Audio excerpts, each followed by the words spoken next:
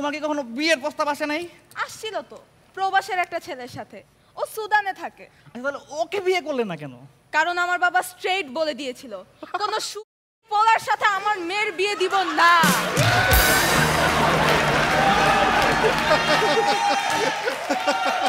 Super super. আচ্ছা যাক, ভালো হয়েছে বিয়ে না করে ভালো করছো, তোমার সাথে আমার দেখা হয়েছে। ঠিক আছে। আচ্ছা শোনো না। হ্যাঁ বলো। আমরা কিন্তু হানিমুনে সুইজারল্যান্ড ঘুরতে যাব। সুইজারল্যান্ড? আচ্ছা ঠিক আছে, সুইজারল্যান্ড থেকে আমরা ফ্রান্সে যাব। ফ্রান্স থেকে আমরা দুবাই ঘুরতে যাব। দুবাই? আচ্ছা দুবাই থেকে আমরা শপিং মলে যাব। ওয়াও, তুমি আমাকে শপিং করাবা? না রে পাগলি, শপিং মলের সামনে বাড়ি হাতে ভিক্ষা করব। কেন?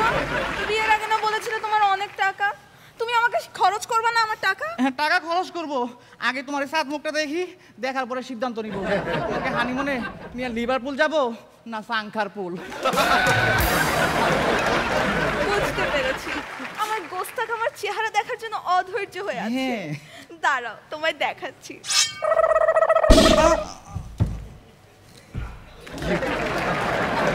Yes, mission successful. আপনারা কি ভেবেছেন এই বুইড়া বেটাকে আমি ভালোবেসে বিয়ে করেছি? কখনো না, ওকে তো আমি বিয়ে করেছি সম্পত্তির জন্য। এখন সব সম্পত্তি শুধু আমার আর আমিন খানের।